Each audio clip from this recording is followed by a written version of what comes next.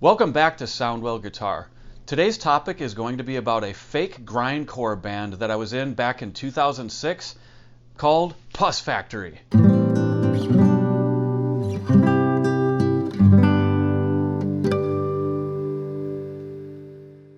Okay, Pus Factory, what a thought-provoking name. That was in fact the name that I chose for my fake grindcore band. And let me explain what I mean by a fake grindcore band. I mean, I wanted to put together a band that was in a genre of music that's oftentimes called grindcore. Not necessarily grindcore per se. I'm sure there's a lot of debates on what that genre is. My thing was I just wanted to create a band that had the tendency to have like really absurd lyrics dealing with like the macabre, with song titles like Slowly We Rot. That wasn't one of ours. It was like a death metal band. Or Baptized in Blood. It's like a song title by Death. You get the point. Like, I love these bands and I love these genres. But way back in the 80s, I was getting exposed to this kind of music. And I sort of found it fun to do parodies of it, to kind of poke fun at just how absurd they can kind of be. Okay, so really, this actually started back in 1987 when I created a band called Intestines. That was actually the name. And I hand drew the cover of the album for a cassette. And anyway, I don't even know. I have the artwork actually. Here it is. Okay, yeah, old friend from grade school had that and sent that to me years ago, and it was really cool to see that. Terrible artwork. I hand drew that. I was 14 years old at the time. But anyway, we had literally had songs called like Eat My Brain, Broken Skull, Reckless Digestion. Let me give you some idea like what these songs were about. Trust me, these were not like compositional masterpieces. The song Eat My Brain literally went like this. Eat my brain, eat my brain, eat my brain, eat my brain. And that was the song. Anyway, I had so much fun doing that back when I was a teenager. Anyway, so here we go. Fast forward to the year 2006, and I decide this thing needs a reboot. I'm a full-grown adult, and for some reason this seemed like a good idea at the time. Well, what was the platform that we did the reboot on? MySpace. And I don't know if anybody remembers MySpace, or maybe you've never even heard it. This may be a generation thing. But MySpace was kind of like, a lot like actually, the social media platforms we have today. Like Facebook, Twitter, Instagram, or whatever. But it was unique in the sense that it really catered mostly towards musicians. Originally it was supposed to be just for musicians, but later it became a social thing, just like Facebook is. But you would have your own wall where you could trip this thing out with music and art and all this stuff. It was really cool. And then people could just come and comment on it or leave music, and you could exchange messages, much like social media is today. But this was, in my view, I think this was the highlight of social media for me. I loved this thing because, again, it catered towards musicians. So on this platform, this social media app or whatever, I was doing it on the computer. Most things weren't being done on cell phones back then. Anyway, you could then create a band page, and so lots of bands had them. In fact, most bands did, like Metallica, Megadeth, everybody was using it, and you could put your music on there. And it was really cool because then you also could have like a bio and all this information, pictures. So it was the perfect time to reboot this fake death metal, grindcore, whatever genre you want to call it, band, and have these songs with these absurd titles. Anyway, so I decided to make this, and I also insisted, because I wasn't going to do it alone. I shared it with a couple buddies of mine. Kyle and Jamie were the main two that I was working with on it, but there wound up becoming more and more guest artists as time went on because it was so fun. A lot of people wanted to come see it or be a part of it. But anyway, I pitched the idea to my friend Jamie and Kyle, and they're all about it. Let's get together and do it. Jamie wasn't really a musician. He was an actor and working on other things like in the medical field. Very talented guy. Kyle actually was a musician. He was a bass player in the band that I was in at the time. A different band, not a fake MySpace band. Anyway, so I'm like, okay, I want to reboot this thing, like this thing that I was doing when I was a kid in the 80s. But I don't want to call it Intestines. I think I want to call it Pus Factory. Yeah, you heard it correctly. Pus Factory.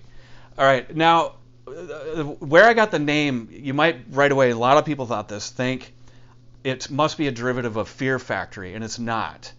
That's a good guess, but it actually was a derivative of a name that I got off of a TV show called Mystery Science Theater, where in this episode, I don't know if you know it, but I'm just going to explain this real quick. One of the characters, Crow T. Robot, goes down to Earth to visit his pal Mike in the past to talk him into getting more serious about his band. He wants to change his future, and if he gets more serious about his band, well, then it's going to change his future for the better, or so he hopes.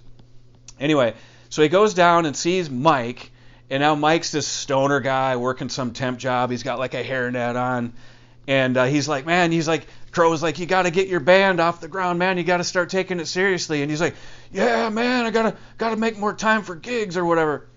And then Crow's like, so what's the name of your band? And then he goes, Sex Factory. It just cracked me up. Like, what a terrible name for a band. Sex Factory. Anyway, so I'm like, yep, Pus Factory, easy one. So I pitched this to my buddies. Let's make a MySpace band called Pus Factory. Let's do just the most mindless music. There might not even be any lyrics. There'll just be some grotesque sound title.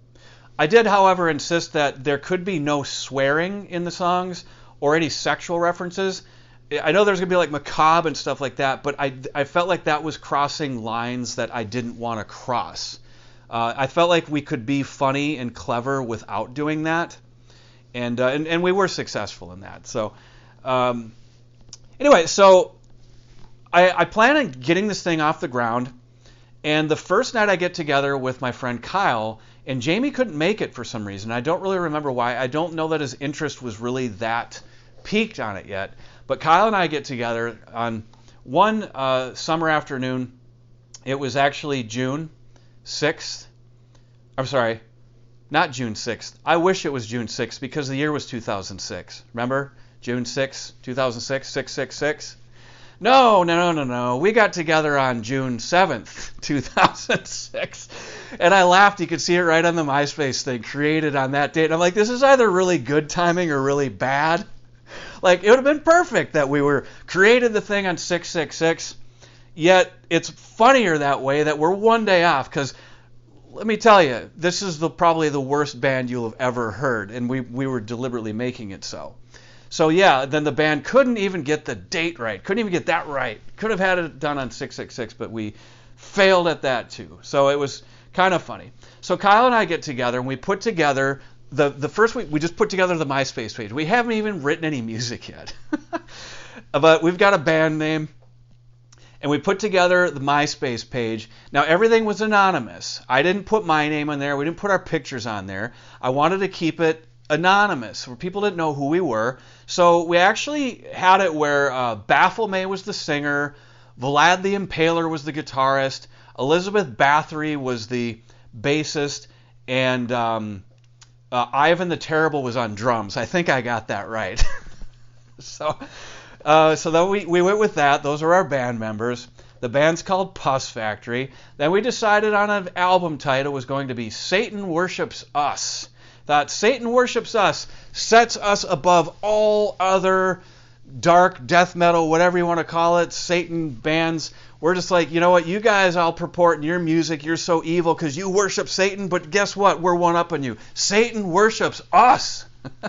So, all right, great concept for a band, but now we actually need some music. So we throw together this song that was totally mindless. I say mindless. I've got a guitar here. I'm actually going to play it. This is a typical Pus Factory riff right here. Okay? That's about it. I mean, it gets a little bit more sophisticated later on, but this first one, we just did that. Insane blast beats, not on an actual drum set, just programmed on the computer with MIDI, just double kick, and the snare drum hitting, and vocals that had absolutely, there was no lyrics. It was just gibberish, just blah, blah, blah, blah, blah, blah, blah. And we called the song Stagnant Discharge. Yeah, I don't know. I think that was the first name that came to mind. Stagnant Discharge. just some gross title. And we've got a song. It was about 2 minutes of this just mindless nonsense. We put the page up, we launch it, we put the song on there, had a beer, called it a night, thought it was funny, and honestly, at that moment it was like this was all just for our own entertainment. Yet, the next thing happened, the next morning something happened that was very surprising. I go down to the basement, I come into my studio, and I pull up the page to see that the song Stagnant Discharge had a lot of plays. I don't remember how many, and I don't mean like millions or something, but more than I had thought, maybe like 200 or something. Like, what? People are listening to it. And they were leaving comments.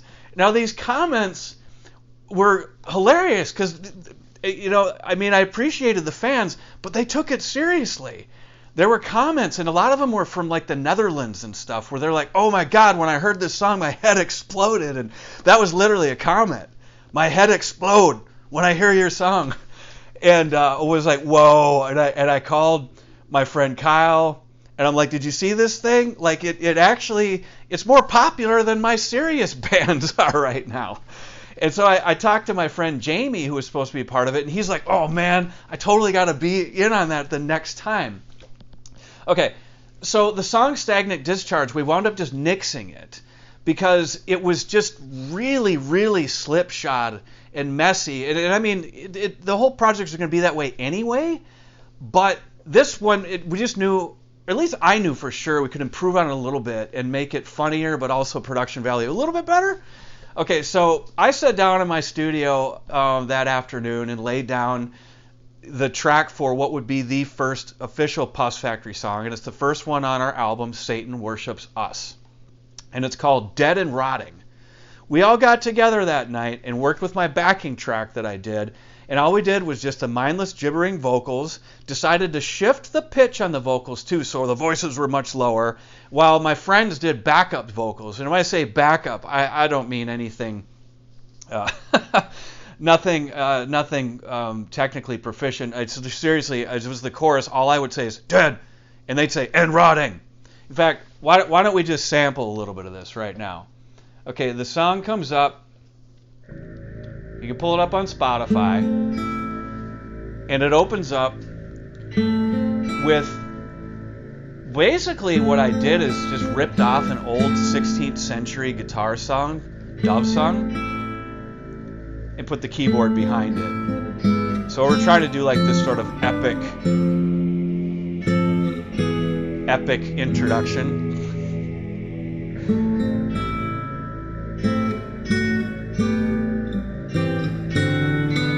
Okay, so you get the idea. Goes on a little bit long, but then we get to the song.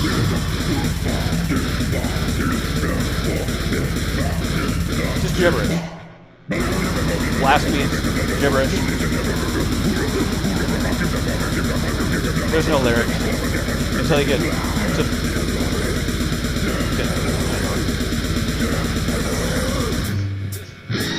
And then, of course, the mindless guitar solos.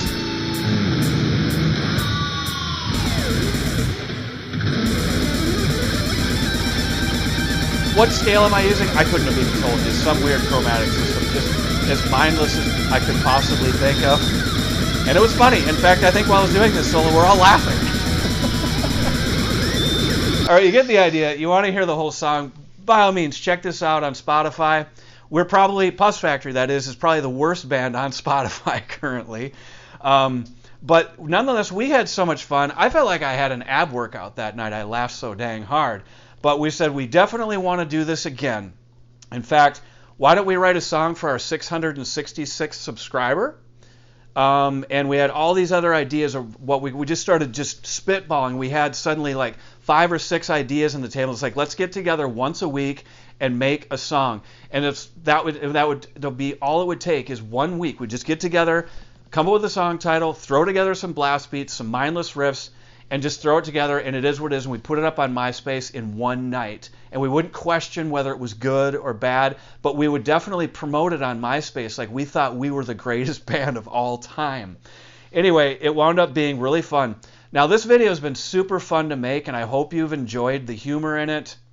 But this is only the first of a series I'm going to do. I want to actually take you on a journey and tell you the whole story about the album. And I've already figured out kind of in chunks how I want to do it. I think you're not gonna want to miss the next 5 or 6 parts to this, because it gets really funny. So catch you on the next video.